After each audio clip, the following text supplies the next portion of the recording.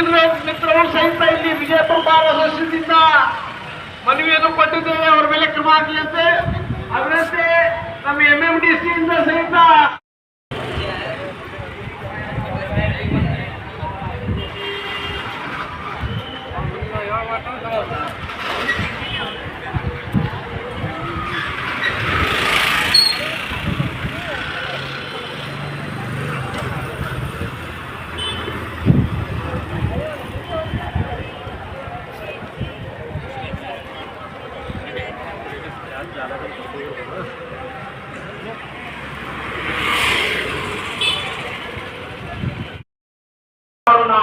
ಅಂತವರ ವಿರುದ್ಧ ಪ್ರತಿಭಟನೆ ಮಾಡಲಿಕ್ಕೆ ಈ ಹೋರಾಟಗಾರರಿಗೆ ಸರ್ಕಾರವನ್ನು ನೀಡಬೇಕಾಗತ್ತೆ.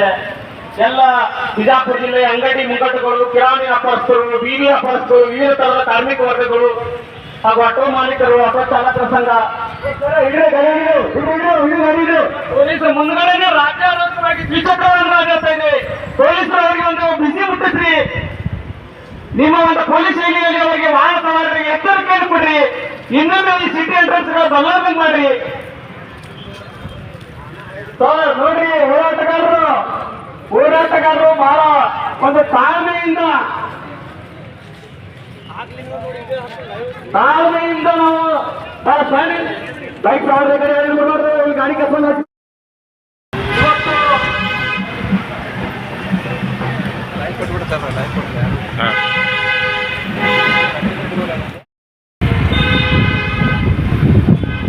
ಅದೊಂದು ಬ್ಯಾಟ್ರಿ ಅಂತ ಹೋಗ್ಬೇಕು. ಯಾವ್ದು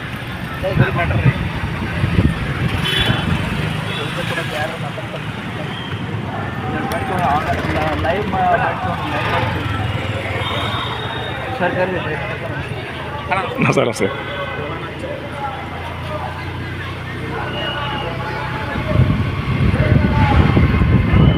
ಮೆಡಿಕಲ್ ಸ್ಟೋರ್ ಅಷ್ಟು ಚಾಲದ ಸಾವಿರ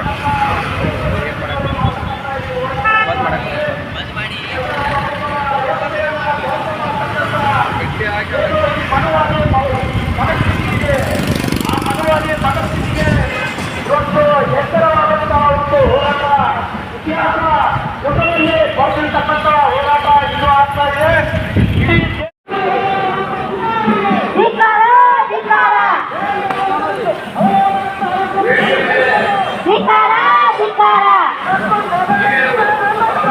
ಜಯವಾಗಲಿ ಜಯವಾಗಲಿ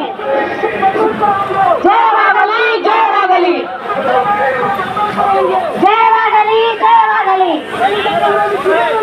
ಜಯವಾಗಲಿ. ಸುಮಾರು 20,000 ಲೀಟರ್ನಷ್ಟು ನೀರಿನ ವ್ಯವಸ್ಥೆಯನ್ನು ನಾವು ಮಾಡಿದ್ದೇವೆ. ಇಲ್ಲಿ ಸೇರಿದಂತೆ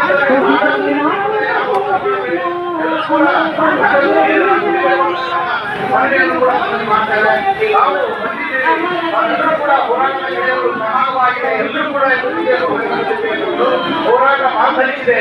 ಹೋರಾಟ ವಿಜಯಪುರ ಜಿಲ್ಲೆ ಸಂಪೂರ್ಣ ಸ್ತಬ್ಧ ಆಗಿದೆ. ಈ ಸ್ತಬ್ಧ ಆಗಲಿಕ್ಕೆ ತಮ್ಮೆಲ್ಲರ ಸೌಭಾಗ್ಯತ್ವ, ತಮ್ಮೆಲ್ಲರ ಬೆಂಬಲ ಕಾರಣ.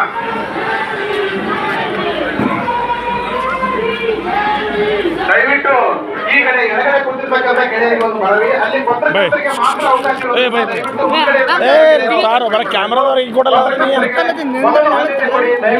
ಅಲ್ಲ ನ್ಯೂಸ್ನವ್ರು ಕೊಡಲ್ಲ.